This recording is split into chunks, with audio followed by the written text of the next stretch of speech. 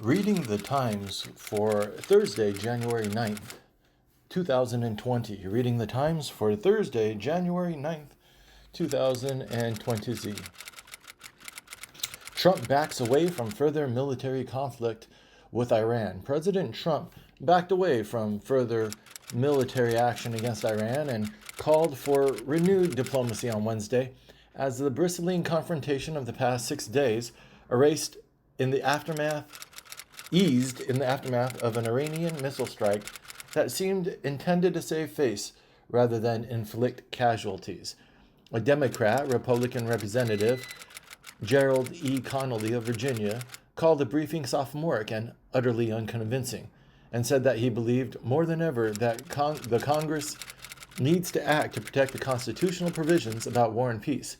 Even though the threat of further conflict with Iran appeared to recede for now, Speaker Nancy Pelosi announced that the House would vote on Thursday on a measure curtailing Mr. Trump's war-making power by requiring him to halt military action against Iran within 30 days unless Congress votes to approve it.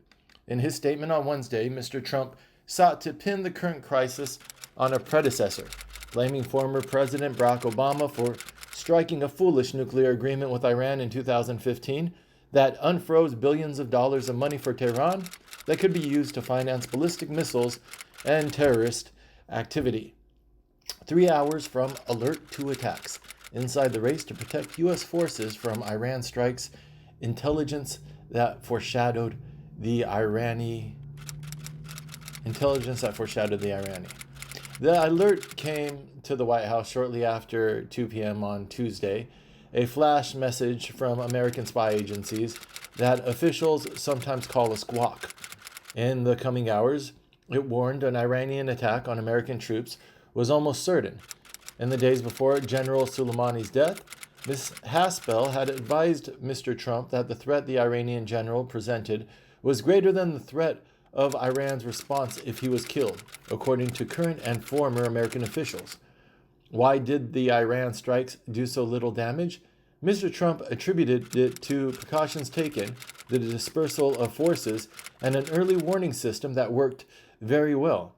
A senior American military official dismissed the idea that Iran had intentionally avoided killing American troops by aiming instead for uninhabited parts of the two bases. Its missiles did little damage, but Iran has more potent weapons. Their ability to inflict significant damage makes the cost of war with Iran quite severe. The ineffectual attack on Wednesday demonstrated the range of Iran's ballistic missiles, some traveling more than 600 miles, but also their poor accuracy, with several landing well outside their presumed targets.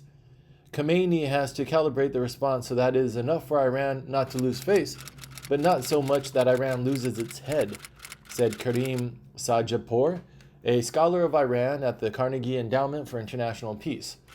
Hacked by Iran cybersecurity group hackers, text on a website read, "This is only a small part of Iran's cyber ability." Trump's Iran strategy, a ceasefire wrapped in a strategic muddle. Mr. Sajadpour called the speech initially triumphant, as Mr. Trump celebrated his order to kill the most famous military leader in Iran, a man responsible for the deaths of hundreds of American troops. The president pulled a small, fairly safe American force out of Syria that was primarily engaged in fighting the Islamic State with Syrian Kurdish allies, claiming it was time to halt endless wars. He decided not to respond when Iran first shot down an unmanned American drone and then executed a precision attack on Saudi oil facilities, leaving the impression inside the Islamic Revolutionary Guard Corps that America's Middle East ally was not worth defending. Secretary of State Mike Pompeo, a hawk on Iran, had a label for the administration's Iran policy: confront and contain. It is a phrase meant to invoke the Cold War, when the United States faced a much larger and more dangerous enemy in the Soviet Union. Little clarity, many theories in Ukraine airline crash in Iran. On Tuesday, hours before the crash, the FAA barred American Airlines from flying over Iran, citing a risk that commercial planes would be mistaken for military aircraft. The black boxes, or flight data recorders, were recovered from the crash site and are usually sent to the plane's maker for analysis. We got out of bed and ran outside, and all of the windows on our home were broken. We ran outside. We thought we were hit by a missile, that there was war. The plane crashed on agricultural land near the village of Kalaj Abad, about 10 miles northwest of where the plane signal was last logged by Flight Trader 24. Prince Harry and Meghan to step back from royal duties in extraordinary retreat. Prince Andrew's calamitous interview, which revived accusations that he was involved in sex trafficking with Mr. Epstein, prompted some British newspapers to urge Prince Charles, the heir to the throne, to take a more forceful role in the family affairs, given that the Queen is now 93. Wednesday's announcement came amid persistent rumors that Prince Harry and Meghan had tensions with his brother, Prince William, and his wife, Kate, which have been eagerly dissected by the tabloid press in London. Prince Harry kindled rumors of a rift, saying that he and William were on different paths at the moment. He added, "I will always be there for him, as I know he will always be there for me." In her annual television Christmas address, the Queen made an oblique allusion to all the troubles. China looms over Taiwan's election, giving a boost to the incumbent. "We know the responsibility we bear," Ms. Tsai, 63, said at a rally in New Taipei City, where she pledged to a stadium full of cheering, flag-waving supporters to preserve Taiwan as a beacon of democracy in the face of efforts by China to undercut it. A former deputy director of the office overseeing Taiwan affairs publicly acknowledged the failure at a policy forum in December, saying that China needed to rethink our own working methods and approach. Instead of enticing people to Taiwan to draw closer, Mr. Xi's policy have pushed them further away, and in recognition of that reality is already raising unusually public concerns in Beijing.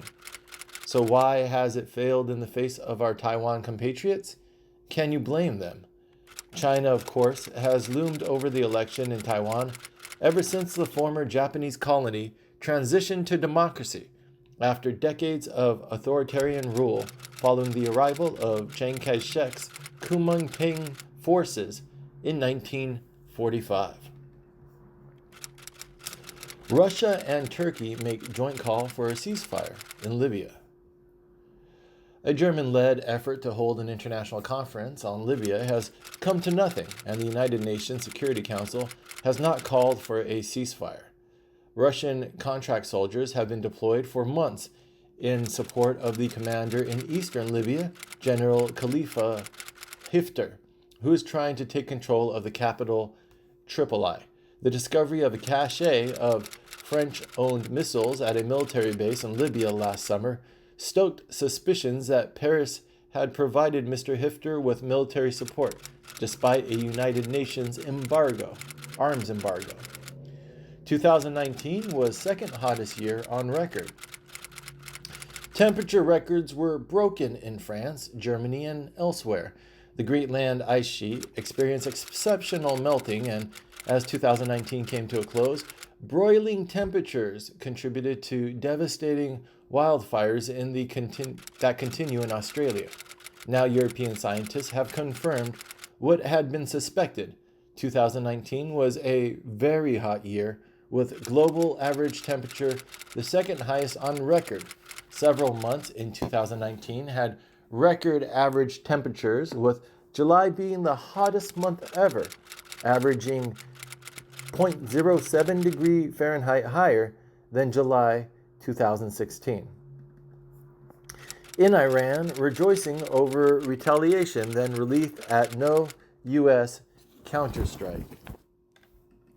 President Trump said no Americans were killed in the attack, but some Iranians did not believe him. Iranian state media reported that 80 American soldiers were killed and more than 200 injured. Saimek Gassemi, an economic and political analyst, wrote in a post on Instagram that the shadow of war has been lifted from Iran.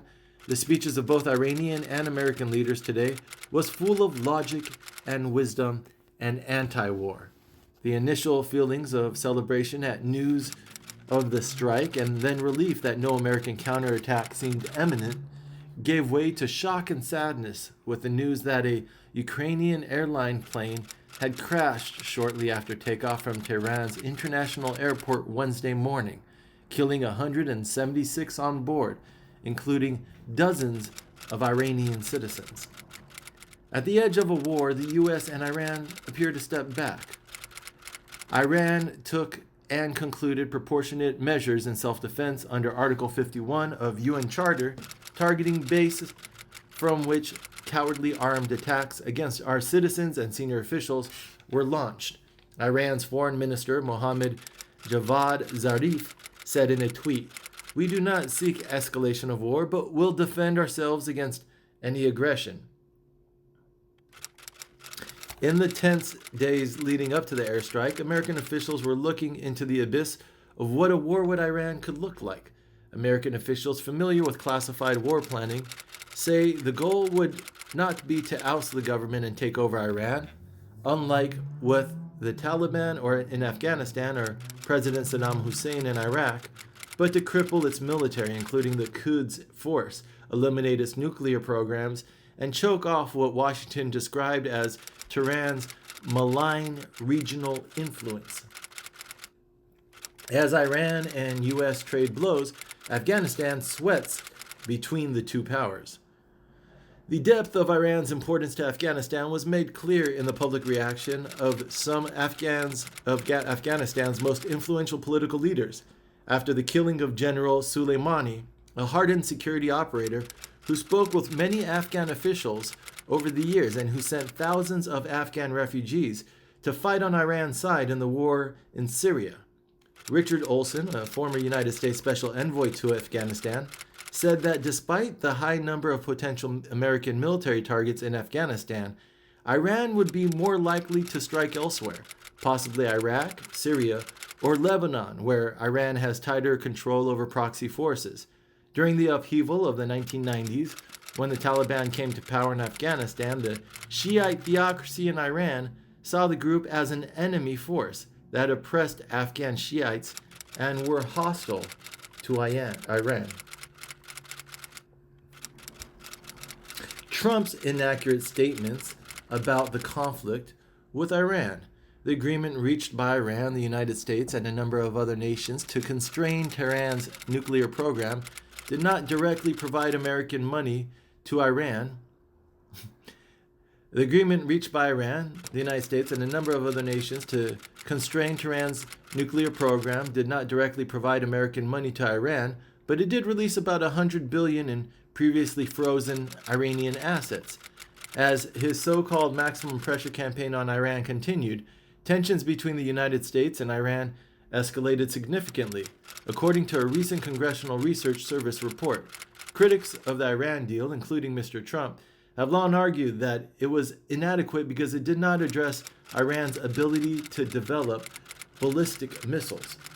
Full transcript, President Trump's address on Iran. President Trump: as long as I'm president of the United States, Iran will never be allowed to have a nuclear weapon. Iran has been the leading sponsor of terrorism, and their pursuit of nuclear weapons threatens the civilized world. Iran's hostilities substantially increased after the foolish Iran nuclear deal was signed in 2013, and they are given $100 billion, not to mention $118 billion. Iran's military response may be concluded, but cyber warfare threat grows. The cybersecurity firm CrowdStrike, warned customers in an alert obtained by the New York Times that it observed hackers supporting Iran's Islamic Revolutionary Guard Corps deface local city websites in Minneapolis and Tulsa, Oklahoma, with images honoring General Soleimani. The hackers of the Federal Library site included a message with their defacement that warned it was only a small part of Iran's cyber ability. Former and current government officials predicted that Iran's first method of retaliation would be a physical attack. Mohammad Javad Zarif, Iran's foreign minister, said the attack that Iran concluded proportionate measures in self-defense. Mr. Trump responded on Wednesday by announcing new economic sanctions against Iran. Mike Lee, a GOP senator, calls administration's Iran briefing insulting. Senator Mike Lee of Utah, a libertarian-leaning Republican, has always been loud but lonely voice in his party, clamoring to rein in presidential war powers. So it came as little surprise on Wednesday when he questioned President Trump's decision to strike Iran's most important general. As Mr. Lee emerged from the closed-door classified briefing with Mr. Trump's national security team, he launched into an uncharacteristically indignant tirade that went well beyond his usual staid constitutional arguments about war powers. Senator Jim Risch of Idaho, the chairman of the Foreign Relations Committee, told reporters it was one of the best briefings he had ever attended, calling the information the officials relayed crystal clear. But Senator Rand Paul, Republican of Kentucky, another libertarian who has worked to insist on congressional war powers, said he agreed with Mr. Lee and would also support Mr. Kane's resolution.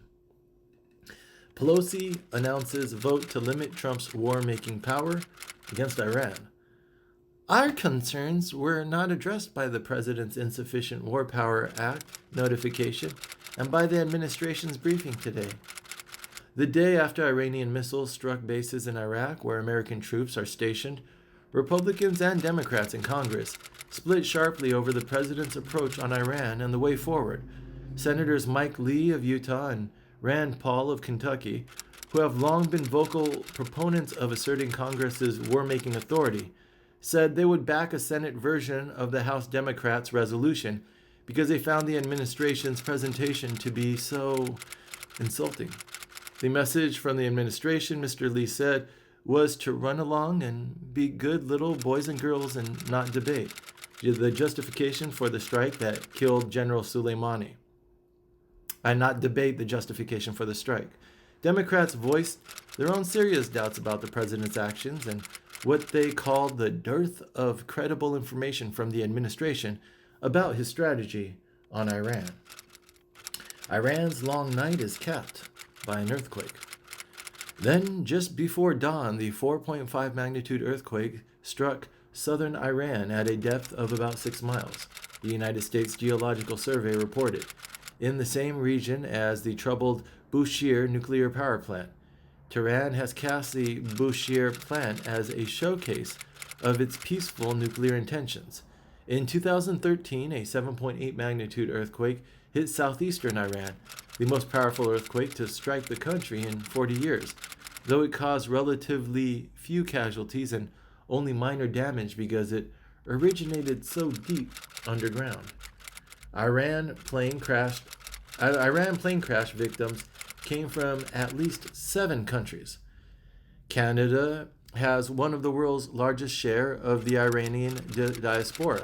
210,000 people who identify as Iranian live in the country, and many of them fled their homeland after the 1979 Islamic Revolution. Iranian immigrants in Canada live largely in the suburbs of the country's 3 largest cities, Toronto, Montreal, and Vancouver. Iran does not recognize dual nationality, and Canada will not be granted consular access to dual Canadian-Iranian citizens. Canadian-Iranian dual citizens should carefully consider the risks of traveling to Iran. Transport Canada, the country's transport ministry, said that Air Canada, the only Canadian air carrier that operates in the region, had altered its routes to ensure the security of its flights into and over the Middle East. And you thought Brexit was tough. On Wednesday, a cordial Prime Minister, Boris Johnson, welcomed the new president of the European Commission, Ursula von der Leyen, to 10 Downing Street, but offered no hint of flexibility on his campaign to negotiate a trade deal by the end of 2020. Mujtaba Rahman, a former European Commission official who works for the political risk consultancy Eurasia Group, said an ally of Mr. Johnson told him that one of the British government's goals was to push the Brexit story from the front page of the business pages of newspapers in 2020. Mr. Johnson is trying to build bridges to European officials, having seen that his positive relationship with Ireland's Prime Minister, Leo Varadkar, helped him strike a critical deal on Britain's withdrawal last fall. At Sacred Lake, Chinese declare love for Xi and the Communist Party. We want to show our gratitude to the party, Mr. Liu said, and to remember that China can only be strong with a strong party. The experience of the visit culminates at a 161-foot-long wall emblazoned with the party's hammer and sickle flag, where visitors clench their fists and recite an oath of loyalty to the party, a communist ritual that has come back into fashion under Mr. Xi, who also serves as the party's chairman. Mr. Xi, who rose to power in 2012, has led a renewed interest in party history and a revival of its traditions, including the oath, part of his efforts to extend the party's domination over daily life in China. Mr. Xi, speaking after the visit, described the lake as one of the places where the Chinese Communist Party's dream set sail. Our party was born here, our journey began here, and our rule of the country all dates back to here, Mr. Xi said. After homes collapse in earthquake, Puerto Ricans ask, are we safe? All of the schools were inspected after Maria by the Army Corps of Engineers, all of them, so they could operate. But he noted that schools built in the 1950s or 60s were designed to comply with older building codes that did not include modern seismic safety standards. In Guainica, a coastal town that experienced much of the quake's destruction, the school Jeremy Lugo would have attended Agrippina said the middle school suffered a catastrophic failure when its second and third stories pancaked onto the first. Students from Jose Rodriguez de Soto Middle School might be able to move into an older shuttered building, officials said, but no one knew what would happen to the students from Agrippina Seda or Maria L. McDougall Elementary School, where the building's main column appeared to have cracked. The flu season may yet turn ugly, CDC warns. More ominously, a second measure, the percentage of patients with flu symptoms visiting medical clinics, shot up almost to the peak reached at the height of the 2017-18 flu season, which was the most severe in a decade. On the rise now is the H1N1 PDM09 strain, which is a descendant of the pandemic swine flu that first appeared in 2009 and then morphed into a seasonal flu. CDC flu data relies on reports from the doctor's office, clinics, and hospital emergency rooms about how many patients come in with the flu. A court said au pairs deserve minimum wage. Some families are protesting. Miss Vayamizer, who had once been an au pair in Massachusetts from Columbia, recalled being miserable when a family required her to work 65 hours a week, far more than the 45 hours allowed under the federal au pair program. Of the legal finding that au pairs, young people from other countries who come to the United States to live with families and care for their children, were entitled to a minimum wage and protected by Massachusetts Domestic Workers' Bill of Rights, passed in 2014, she added, "I'm a big supporter because au pairs are unprotected." The ruling in December by the United States Court of Appeals for the First Circuit affirmed a lower court decision, dismissing a lawsuit by an au pair agency against the Massachusetts Attorney General. Au pair means on par in French, and the State Department's online information about the program says au pairs should be included whenever possible in family meals, outings, holidays, and other events. Several parents said they considered current or former au pairs to be members of their family.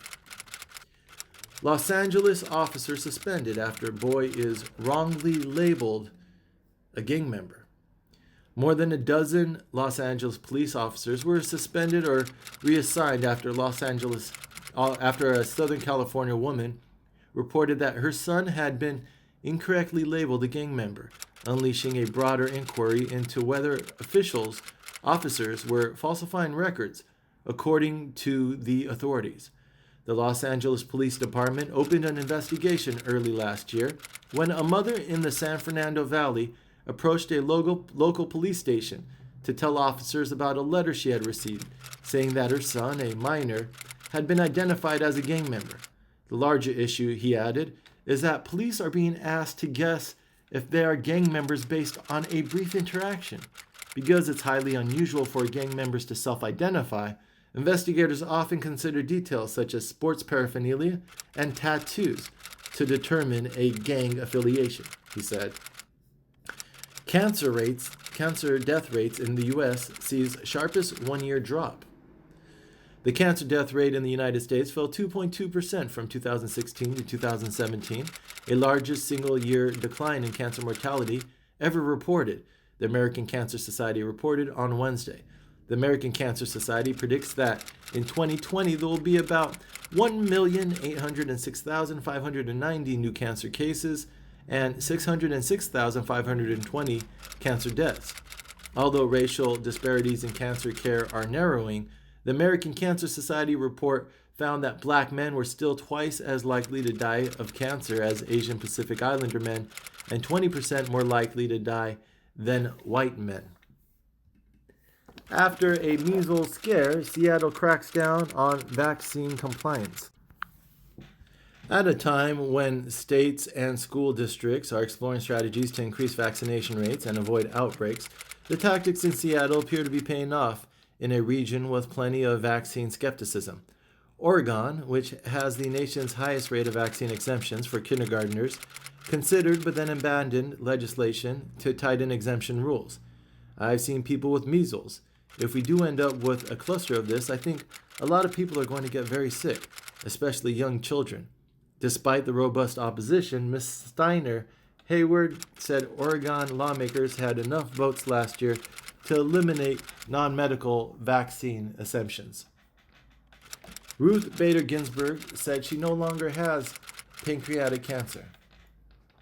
In 2018, surgeons removed 2 malignant nodules from Justice Ginsburg's left lung and determined that the cancer had not spread. In 2009, she had surgery for early-stage pancreatic cancer, and in 1999, she was treated for colon cancer without missing a day on the bench. The 5-year survival rate for pancreatic cancer that is localized is 37%, according to the National Cancer Institute. In 53% of pancreatic cancer cases in the United States, the cancer has metastasized to distant organs, which the National Cancer Institute says decreases a 5-year survival rate to 2.9%. Man sentenced to life in prison for killing Border Patrol agent. A federal judge on Wednesday sentenced a man convicted in the 2010 killing of a United States Border Patrol agent to life in prison, closing another chapter in a case that revealed the botched gun smuggling investigation known as Operation Fast and Furious. The killing of Agent Terry became the emotional centerpiece of a politically charged confrontation between congressional Republicans and the Obama administration over the wisdom and execution of Operation Fast and Furious. Robert Buer, the United States Attorney for the Southern District of California, said that the sentencing could not eliminate the suffering of Agent Terry's family, but he hoped it would bring them some degree of comfort. Brian Terry exemplified the very best of law enforcement, a selfless, determined agent who is committed to protecting the people of the United States, Mr. Brewer said in a statement. How Elizabeth Warren is being squeezed by 2 Democratic factions. The voter asked Senator Elizabeth Warren of Massachusetts the question on many Iowans' mind. What did she have to offer beside her litany of policy proposals? At first, Miss Warren responded with a story about her working class upbringing, say she intimately understood a family's day-to-day financial struggles. Adam Green, who leads the Progressive Change Campaign Committee and has advised Miss Warren, said to expect her to make the case for electability against Mr. Trump in the coming month, aimed at scared progressives who are tentatively parked with others like Biden. The campaign has also amassed a roster of energetic and potentially influential surrogates, including Mr. Julian Castro, the former cabinet secretary and presidential candidate, Representatives Ayanna S. Presley of Massachusetts and Katie Porter of California, and a collective of activists called Black Women For, all of whom are set to descend on Iowa in the coming weeks. The Sunrise Movement, the nationwide group of young climate activists, said Ms. Warren's support for the agreement undermines her commitments to the Green New Deal. Prominent online supporters of Ms. Warren, including leaders at the Working Families Party, the progressive group that endorsed her in September, boosted tweets about being heartbroken by Ms. Warren's decision. The Trump doctrine tests the GOP. The combination of his aggressive strike, one that two previous presidents had deemed too risky, and his more measured remarks today is emblematic of Mr. Trump's dual foreign policy doctrine. Senator Lindsey Graham of South Carolina, one of the more hawkish Republicans on the Capitol Hill, called Mr. Trump's address a home run speech. All Americans should support President Trump's effort to resolve the threat of Iran peacefully and fully understand the maximum pressure campaign must continue with a credible military component, he said on Twitter. Senator Rand Paul of Kentucky, one of the party's strongest supporters of a more minimalistic foreign policy, heard a slightly different message and tweeted, "The president shares my thoughts that the last thing we need is another ground war. He doesn't want endless wars. I continue to hope for de-escalation and diplomacy." There are signs that Mr. Trump's dual foreign policy doctrine could cost him some support, particularly if tensions with Iran were to escalate into a more direct conflict. McConnell, rebuffing Pelosi, declines to budge on impeachment trial terms. A day after he announced that he had the votes to conduct a trial without agreeing to Democrats' demands for witnesses, Mr. McConnell said that the House had no choice now but to end shameless game playing and transmit the two articles of impeachment against Mr. Trump that it had approved last month. Ms. Pelosi, having carefully orchestrated the impeachment vote in the House, does not want to allow the Senate to quickly bury the matter without delving into additional witness accounts or documents. In addition to Pat A. Cipollone, the White House counsel, and his deputies, Mr. Trump and his advisors are still weighing whether to offer formal trial roles to Representatives Jim Jordan of Ohio and John Ratcliffe of Texas, two Republicans who led his defense in the House with flair. "You're not being drafted," Army says scary texts are completely fake. The text message popped up on cell phones across the country, purporting to be an urgent communication from the United States Army. After receiving multiple calls and emails about the messages, which in at least one case threatened jail time, the United States Army issued a fraud alert warning that the messages were fake and said it was investigating who was behind them. The fraudulent text messages appeared to prey on those fears. Carlos Ghosn, victim or villain? Unresolved in all this is whether Mr. Ghosn is guilty of the crimes he was accused of in Japan and deserves to serve time in prison, or whether the Japanese legal system, with its 99% conviction rate and the inordinate pressure it puts on suspects to confess. In Mr. Ghosn's case, this included questioning him for hours without a lawyer by his side, all but cut off any contacts with his wife and holding him for weeks in jail, meets international standards of justice. Equally unclear is whether the case against Mr. Ghosn was based on a fair assessment of his transgressions, or whether, as he claimed, Nissan had conspired with the government to bring down a foreigner who was imposing foreign ways on a Japanese company. In September, the Securities and Exchange Commission charged that he and a colleague had concealed $140 million in payments from Nissan. The case was settled with fines against Mr. Gossin, his colleague, and Nissan, with a ban on his serving as an executive in America for 10 years. Can we please stop fighting about Medicare for all? With strong support among the Democratic Party's base, Medicare for All has emerged as a test of progressive bona fides in a race for Democratic presidential nomination. Your ad is explicit. Your ad says Medicare for All. Your plan is not Medicare for All. ABC's Jonathan Karl pressed Mr. Yang in an interview on December 29th. It's not even Medicare for some, because in your plan, there's not even a public option. Medicare for All is not the same name of a bill, but the basic goal of universal coverage, argued Mr. Yang, noting that his plan would be based on Medicare and expanding it over time to more and more Americans. Mr. Yang's perceived slipperiness led to backlash on social media and beyond. Trump has a bizarre idea of winning. The world is more dangerous than it was a week ago, and President Trump's exuberance suggests that he may have learned precisely the wrong lesson from his clash with Iran.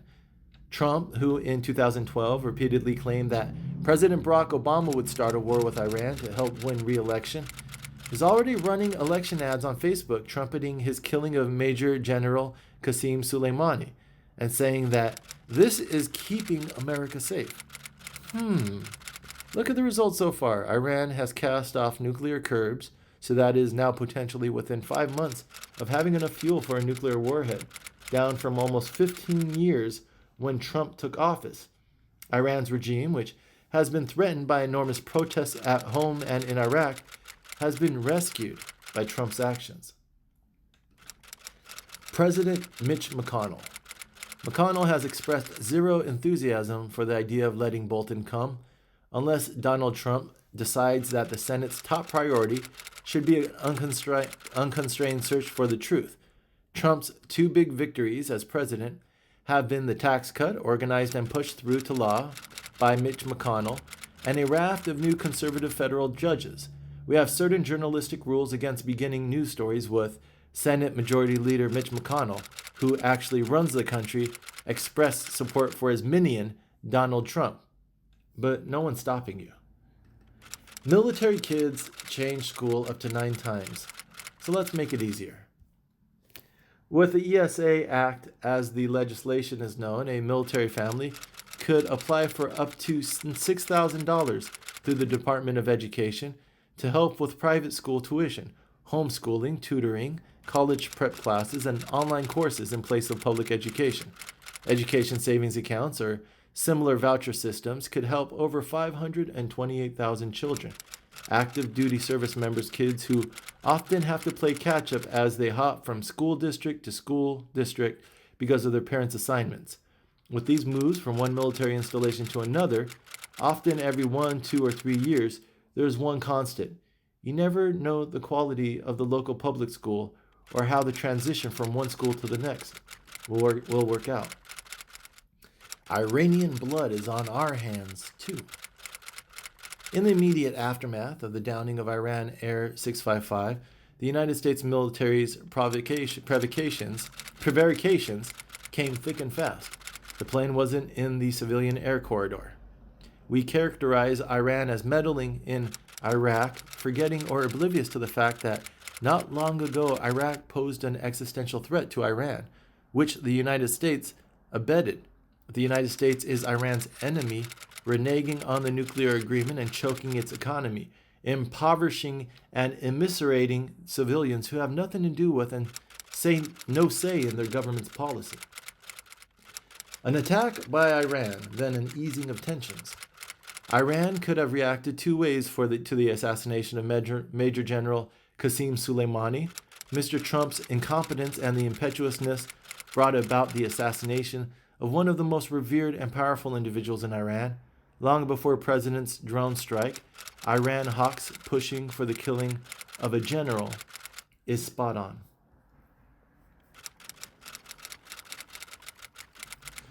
Don't blame mental illness. Year in education. Stalled test scores, increased college costs, misses what any educator would have called the biggest happening in education in 2019, the resurgence of public schooling. The constant chorus was not just the fight against a Secretary of Education who has sought to demonize public education, it was the voice of a nation that has come to value its neighborhood schools, maintain contact with others who have hearing loss, either in person or through social media, because you'll benefit from their empathy and support. That's 2 in 1 again. Fried fish, rave reviews. Then someone messed with the gas lines. After an inspection found unauthorized gas plumbing work in the building, the gas service was shut off, leaving Miss Peartree's restaurant, as well as the residents of a 5-story building on Grand Concourse, unable to use their stoves and ovens. In a statement, a representative of Stellar Management, the property owner, said management takes gas service disruptions seriously and is working closely with Con Edison engineers and licensed contractors to restore service to the building as quickly as possible. The gas was shut off on November 22nd, according to Consolidated Edison, the city's electric and gas utility company. We apologize for any inconvenience as we await Con Edison's final determination as to when gas service can be restored. Once repairs are complete, the property owner would contact the Department of Buildings to authorize and inspect the work so that Con Edison can make the final inspection and restore service. Facing Weinstein, scores of potential jurors say they can't be fair. As jury selection in Mr. Weinstein's rape trial entered its second day, it became clear that the pervasive media coverage of the allegations against Mr. Weinstein was making it difficult to find jurors who did not already have strong opinions about his guilt or innocence and could judge the evidence fairly. Mr. Weinstein's lawyers noted in court this week that on Monday, an additional 400 news stories were published after new rape and sexual assault charges were filed against Mr. Weinstein in Los Angeles. The judge asked Mr. Weinstein, "Is this really the way you want to end up in jail for the rest of your life? By texting and violating a court order?"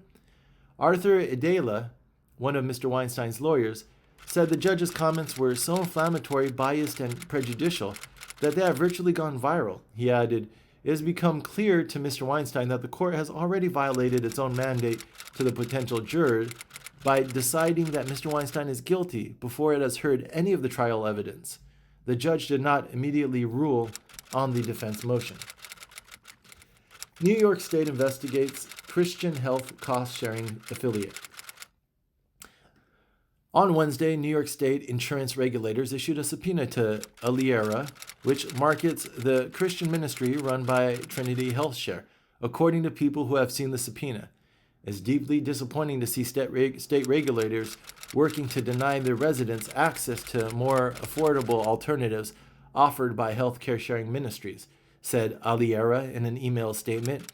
"We're proud of the work we do to help ministries provide a more flexible method for securing affordable, high-quality health care, and we will continue to vigorously defend against the false claims about our company, just as we expect the healthcare sharing ministries we serve to vigorously defend their members' right to exercise their religious convictions in making health care choices," it said. Subway pulls 300 cars over fears doors would open between stops. The new cars were supposed to replace the others that date to President Lyndon B. Johnson's administration and are some of the oldest train cars in operation in the world. The audit determined that missing deadlines combined with problems in the car's design had delayed the contract's completion by 3 years, costing the authority $35 million to keep the old cars in service. Strap hangers need the MTA to manage these contracts from the beginning. Because of the delays in delivering the cars, Bombardier agreed to give the authority 18 extra cars at no cost. Marijuana will be legalized in New York in 2020, Cuomo vows. Considering the state's financial straits, Mr. Cuomo leaned heavily on the proposal that would need little or no state funding, leaned heavily on proposals that would need little or no state funding, like banning gun ownership for people who have committed certain misdemeanor crimes in other states, banning foam food containers, and outlawing synthetic opiates similar to fentanyl. On Wednesday, even before Mr. Cuomo's speech ended, the state's Catholic Conference said surrogacy is a dangerous policy that would lead to the exploitation of poor, vulnerable women and has few safeguards for children. Mr. Cuomo also said that he supported paid sick leave for workers of businesses with 5 or more employees and wanted to codify benefits and protections for the workers of the growing gig economy, although he did not offer specifics. Cuomo administration officials later said that they did not intend to ask local governments to pay more, but rather root out waste, fraud, and abuse within the system. In recent years, Mr. Cuomo had chosen to unveil his budget during the State of the State address. Carlos Ghosn defends his legacy. As head of Nissan, Mr. Ghosn was one of only a handful of foreign chief executives of a Japanese company. And in explaining some of the questionable personal expenses, Mr. Ghosn used a defense comment on Wall Street. He said other executives at Nissan had signed off on the transactions, which made them authorized by the company. Lebanese supporters paid for billboard ads across Beirut with the executive's face on them and the message, "We are all Carlos Ghosn." But in truth, there are few people in the world who have Mr. Ghosn's money and influence. How Rupert Murdoch is influencing Australia's bushfire debate.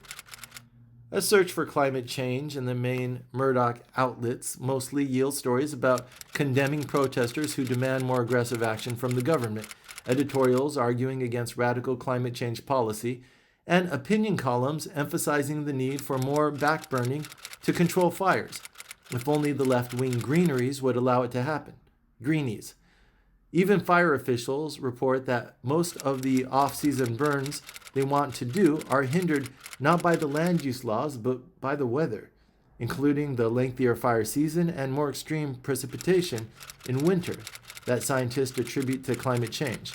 In the case of the arson issue, he said, scores of bots and trolls, many of which previously posted support for President Trump, have joined conservative media like the Murdoch outlets in promoting the idea that Australia's fires are not a climate emergency but an arson emergency. Maybe 3 to 5% of fires could be attributed to arson. That's what scientists tell us. Nevertheless, media outlets, especially those that tend to be partisan, jump on that, Dr. Graham said. The economy is expanding. Why are economists so glum? After the 2007 to 2009 recession, economists speculated that the conditions that plagued developed nations, low growth, low inflation, and low interest rates, would be short-lived. In 2019, the Fed had to step back from plans to raise rates further and cut borrowing costs instead, leaving its policy rate at less than half of its 2007 levels and underlining just how diminished the new normal looks. In an interview on Saturday morning over a buffet breakfast at a hotel restaurant with a view of the swimming pool, Ms. Yellen said that she had a reason for picking the session she does, calling low interest rates the macroeconomic issue of our time. She said she shared other economists' concerns about trade and economic policy in the current environment. Stocks rally as Iran worries ease and corporate outlooks brighten. Brent crude, which has jumped about 5% to a high as $71.75 a barrel, immediately after news of Iranian missile attacks Tuesday night, wound up dropping 4.1% to $65.44. The decline in crude oil cost lifted fuel-reliant sectors of the American stock market. Airline stocks jumped with the decline in crude oil costs lifted fuel-reliant sectors of the American stock market. Airline stocks jumped, with Delta shares up 2.2% and American Airlines up 2.3%. In Asia, Hong Kong's Hang Seng ended the day 0.8% lower, and Japan's Nikkei fell 1.6%, well before Mr. Trump's remarks. What you need to know about 5G in 2020. T-Mobile, which put a priority on deploying vanilla 5G over Rocky Road, said its 5G network was available nationwide last year. You will have to buy a new phone with a 5G modem to connect with the new network technologies. China is poised to have the largest 5G network in the world, and 5G is well underway in Japan and South Korea. These patients are hard to treat. There are no simple ways of addressing complex problems. A study which involves 800 patients compared hospital admissions for patients whose care was coordinated by the Camden Coalition with those whose care was not. These patients may need help well before they become super utilizers, Dr. Naylor said, and the program could be more effective if it was able to find patients who are most likely to benefit from the coalition's efforts. The study's design did not allow them to assess whether some types of patients, older patients say, did benefit from the program, she said. Major TikTok security flaws found. TikTok is committed to protecting its user data, said Luc Deschodels, the head of TikTok security team. One vulnerability allowed attackers to use a link in TikTok's messaging system to send users messages that appear to come from TikTok. TikTok agreed to pay $5.7 million to settle the complaint and said it would abide by COPPA, C-O-P-P-A. TikTok is still being investigated by the British Information Commissioner's Office to determine if it violated European privacy laws that offer special protections to minors and their data. The mystery of Teen Vogue's disappearing Facebook article. As the debate about the article made Teen Vogue a trending topic on Twitter, another online critic linked to the article and posed the question, what is this Teen Vogue? To that, the verified Teen Vogue account replied in a tweet that was later deleted. Literally, I don't know. Facebook has struggled to shore up its reputation after a 3-year string of debacles related to its handling of election interference and data privacy. Teen Vogue started in 2003 as a pet project of Anna Wintour, the longtime editor-in-chief of Vogue and Condé Nast artistic director.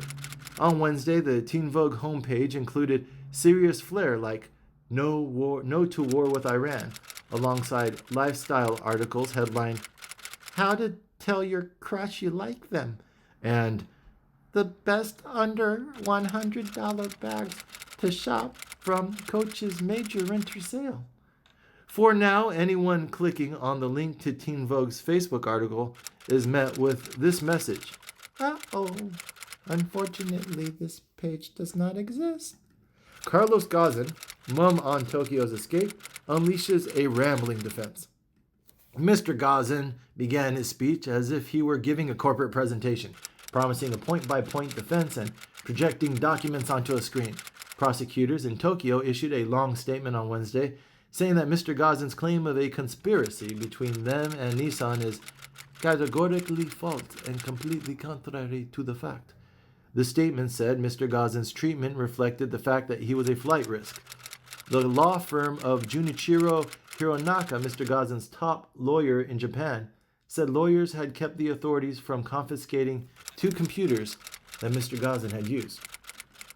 Fed charts a new path as regulators revisit bank rules for poor communities. Retail banks would be evaluated under one test that would assess their record of providing loans and retail banking services in the area. Miss Brainerd said the Fed wanted to ensure that small-scale, high-impact community development activities are rewarded, along with the bank's responsiveness to local needs and priorities. The central bank's analysis was built on extensive data. The Fed's research staff created a database of more than 6,000 written public CRA evaluations from a sample of some 3,700 banks of varying asset sizes, business models, geographic areas, and bank regulators, Ms. Brainerd said. Michael Bloomberg's jobs plan is focused on place over class. The Democratic presidential candidate, Mikey R. Bloomberg, released a job creation plan on a Wednesday that frames America's economic divide primarily in regional terms, and not along the rich versus everyone else class lines favored by his more populist rivals. Mr. Bloomberg directly addressed income and wealth inequality, while unveiling his plan in Chicago on Wednesday, saying the economy is working just fine for people like me. It just really is. But it's badly broken for a majority of Americans, he added. A fact sheet on his plans said the top job for Mr. Bloomberg's vice president would be working with states, employers, community, and technical colleges and others to equip millions with valuable skills and for good jobs and careers, and creating an engine for economic growth in our communities that need it the most. President Barack Obama gave a similar charge to his vice president, Joseph R. Biden, who led the middle class task force that Mr. Obama created shortly after taking office. And that has been Reading the Times for Thursday, January 9th, 2020.